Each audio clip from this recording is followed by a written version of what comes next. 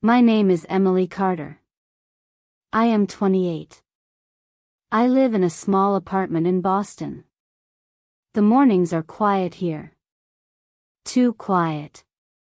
The air feels heavy, like it's holding all the silence of the world. I wake up alone, every day, and listen to the ticking clock. My apartment is tidy, but empty. I feel it in every corner. The emptiness presses down on me. I am tired. Not just from work or chores. I am tired from carrying memories that do not belong to me, from holding on to things I cannot change.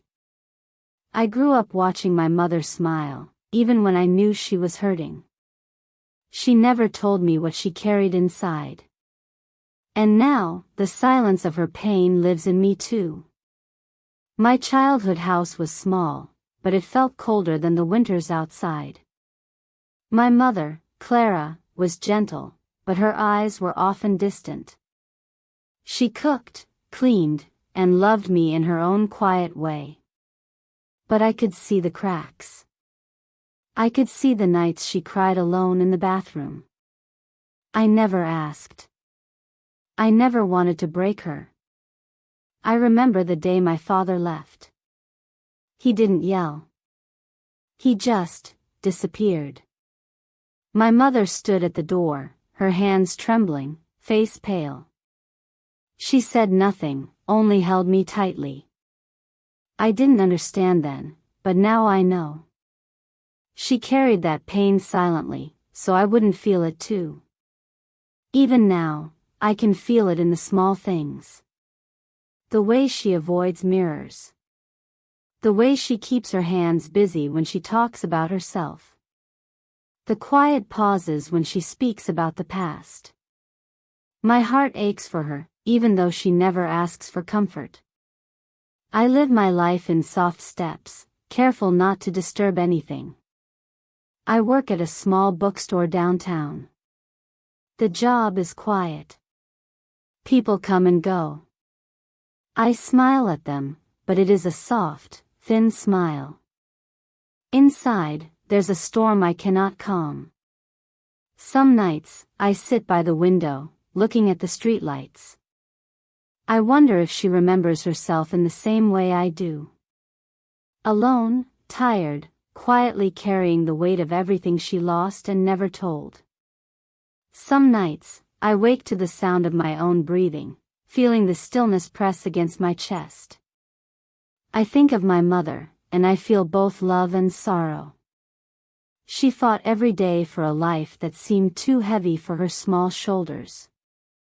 And I feel the echo of her fight in mine. The apartment feels colder at night. I wrap myself in blankets, but it is never enough. Silence settles in the corners, and I imagine her there, maybe crying silently in her own room. That thought keeps me awake sometimes. That hidden pain she never let me see, it is a part of both of us now. One rainy afternoon, I stayed late at the bookstore, stacking returned books. The streets outside were shiny with puddles. I was alone, as usual, until a man walked in. He was older, maybe in his 50s, with a kind face and soft gray hair. He carried a small notebook.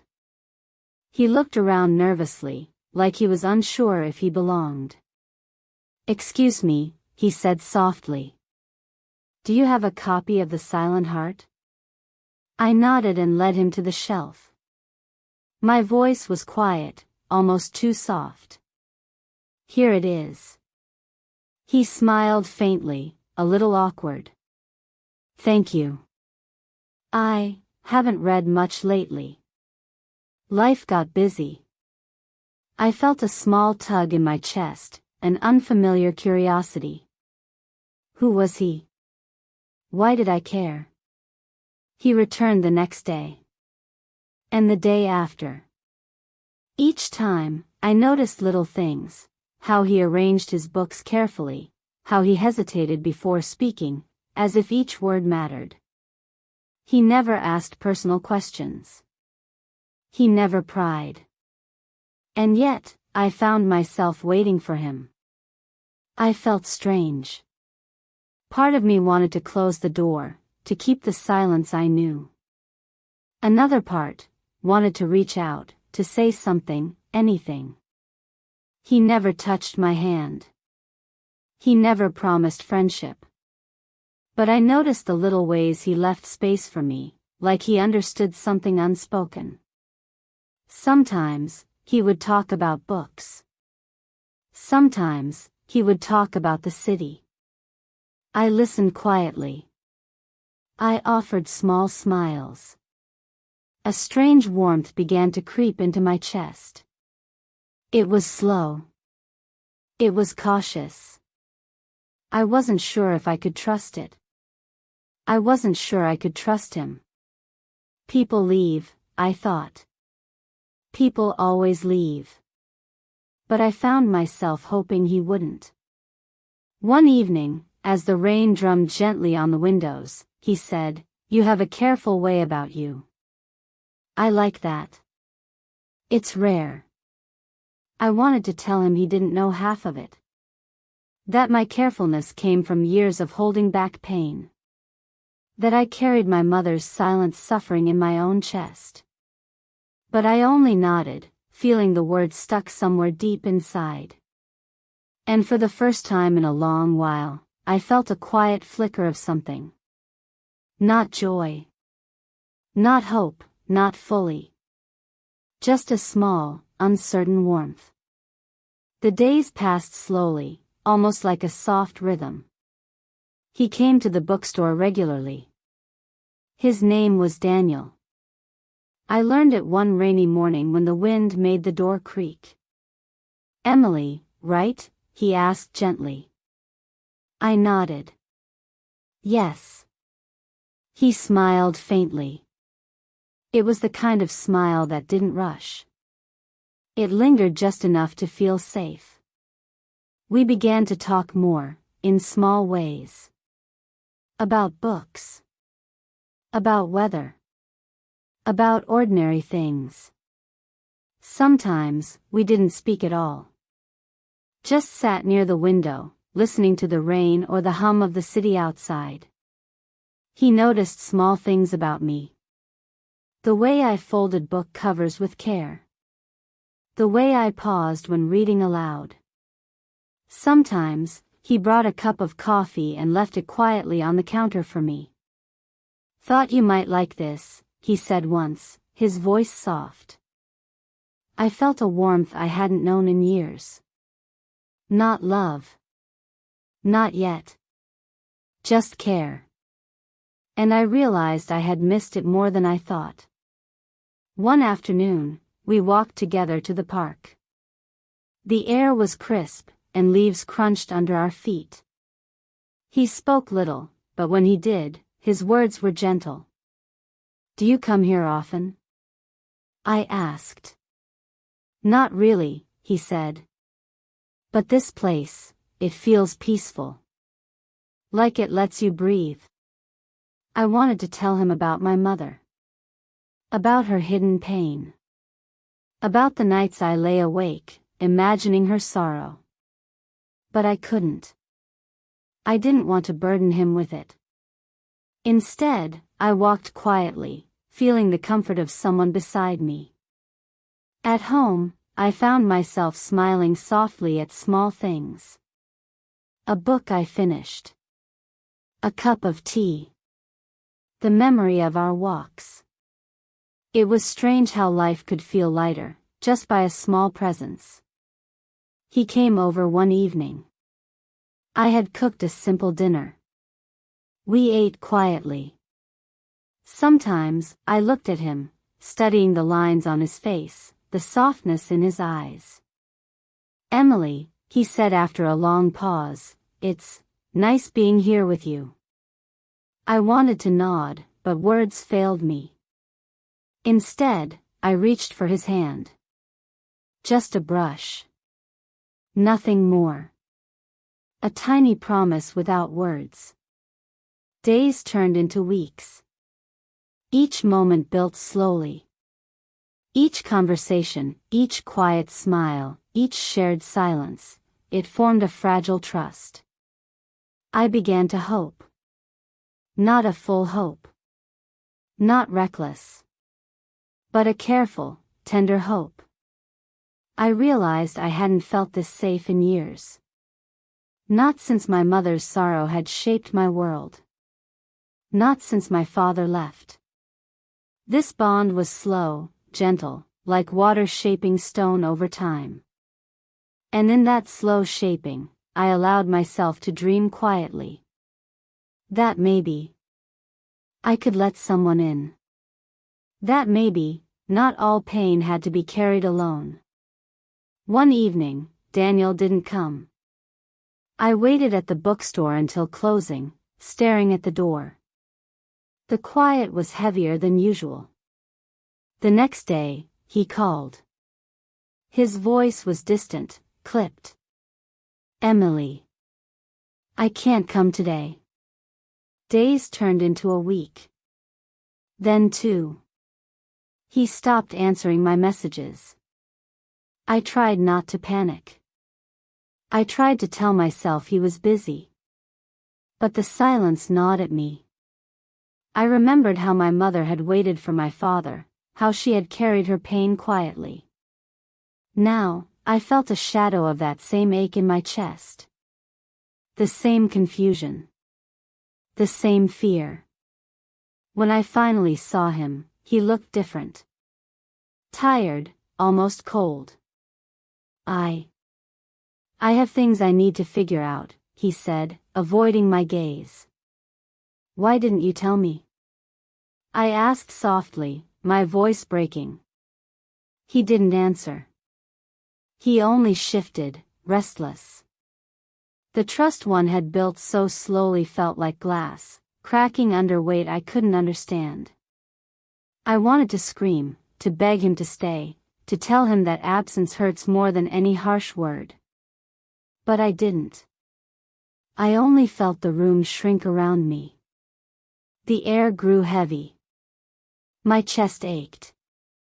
That night, I lay awake, remembering all the small things we had shared, the walks, the quiet meals, the small brush of hands. And I realized how fragile it all had been. How quickly something tender could be swept away.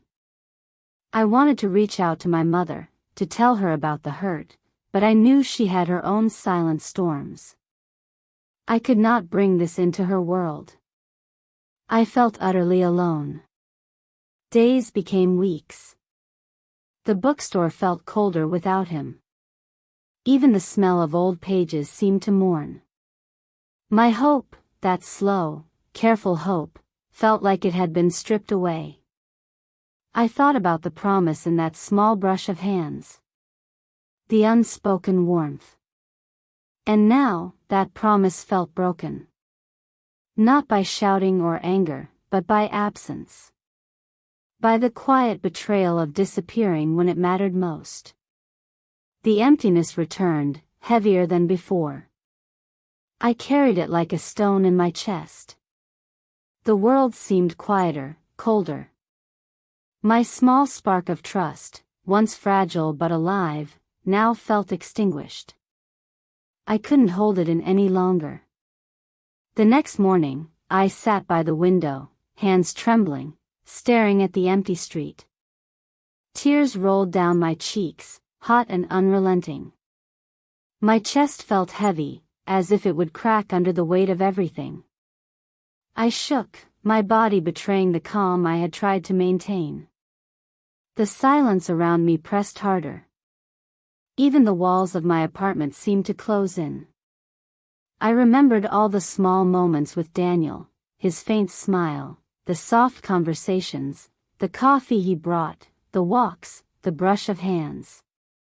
And suddenly, the reality hit me fully. He was gone. Not for a day. Not for a week. Gone in a way that made every moment with him feel both precious and cruel. I cried harder, wetting the pages of my notebook where I had scribbled small thoughts, little hopes. My vision blurred. The cold wind from the slightly open window cut across my face, but I didn't care. I just cried. I thought about my mother. About the nights she cried silently. I understood her pain now, in a raw, unforgiving way. It wasn't just grief. It was trust broken, love delayed, hope abandoned. It was the ache of holding on when the world let go. I wanted to scream, but no sound came. I wanted to run, but my legs felt heavy. My hands shook as I pressed them to my chest, trying to soothe the emptiness that Daniel's absence had carved into me. And in that quiet, unbearable moment, I realized something harsh. Pain is unavoidable. Some wounds don't heal quickly. Some promises are broken before they can be kept. And the hardest part is learning to face it alone. I stayed by the window for hours, wet-eyed and shivering. The room was silent. The wind whispered outside. And for the first time, I allowed myself to truly feel the heartbreak. To acknowledge it. To let it exist without trying to fix it. The loss, the betrayal, the absence, it was all there. Heavy, raw, real. And I could not escape it. Not yet. Weeks passed. The tears slowed. The emptiness remained, but it no longer swallowed me completely. I learned to breathe through the quiet, to walk through the stillness without crumbling. I thought of my mother often. I imagined her young, strong in her own silent way, carrying her pain without complaint. I understood now that strength isn't loud. It isn't always visible. It is quiet. It is steady. I began to write again, small notes, short thoughts. I returned to walks, to the bookstore, to routines that grounded me. I did not expect someone to fill the emptiness, and I no longer needed it. I carried it differently now, softly, with awareness, not fear. Pain had left its mark, but it had also left a lesson. Life does not wait for perfect timing. People may leave. Promises may break. But we continue. Slowly. Carefully. With what remains inside us, shaping us into someone stronger, wiser. I am still alone sometimes. Nights are quiet, and the air still feels heavy. But I am not lost in it. I am here. I carry my mother's courage, her quiet resilience, in my own heart. And in that quiet, I find peace. Not happiness, not perfection. But calm. Strong, soft, steady.